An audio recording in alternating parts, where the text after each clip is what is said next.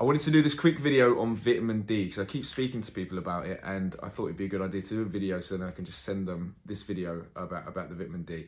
So vitamin D, you can Google and go and research the importance of vitamin D and all the things that it can help improve and the symptoms of low vitamin D. You can go and research that yourself if you don't already know and understand how important, how vital vitamin D is for you. So that's not what this video is about. This is going to be more about where to get your supplement from, how to dose it, and how to get the dosage right for you. Is what I've done. So I'm going to tell you what I take, but it's not necessarily what you should take. So you don't want to guess, you want to test. So the first thing is to get your vitamin D levels checked. You want to get your blood levels done at the doctor's, and you want to ask specifically what they are. You don't want to just know, because sometimes they'll say, oh, it's in a healthy range, but that just might mean that it's just skimming at the bottom level of what healthy is, considered healthy. You want to try and get them in an optimal range. Yeah, so after about 6 months of taking them, I had a blood test done, and mine was about 100 nanograms per litre.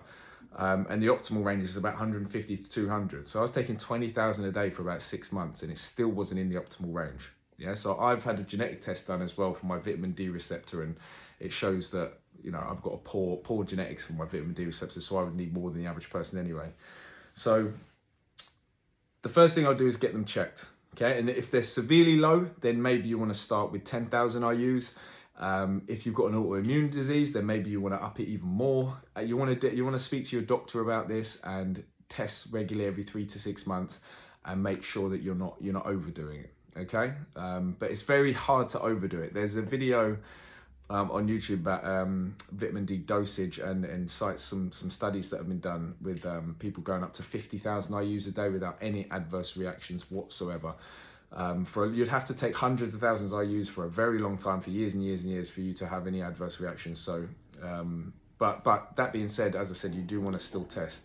So don't be too worried about getting 10, 20,000 and stuff IUs. I don't think that's going to be an issue. Okay, so. But as I said, do it under the care of your doctor.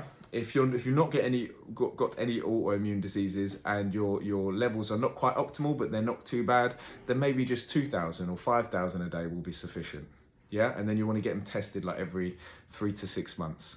Okay, so the branding as well is the brands of vitamin D apparently is really important as well, which is what I learned.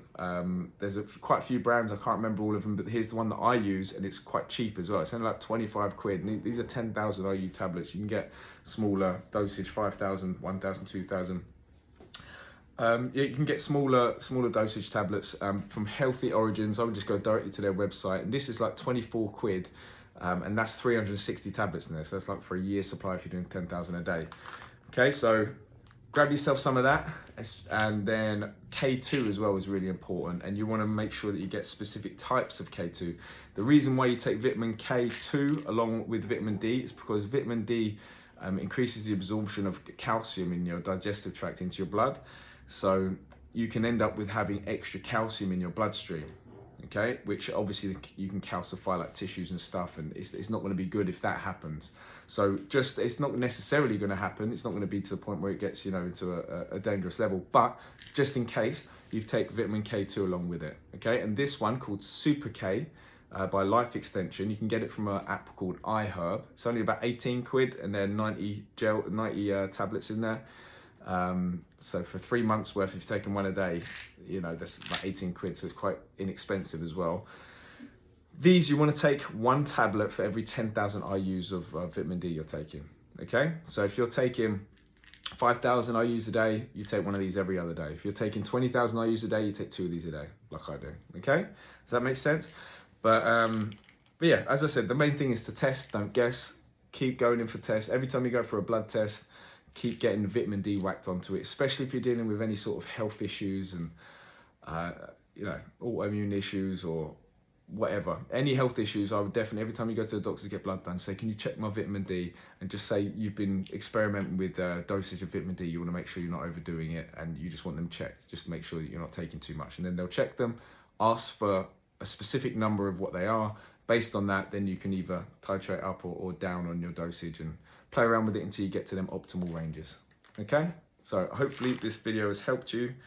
Look more into vitamin D and the benefits of it, and the symptoms of having low vitamin D, and start taking it. Okay? All right, hope this video's helped. Bye-bye.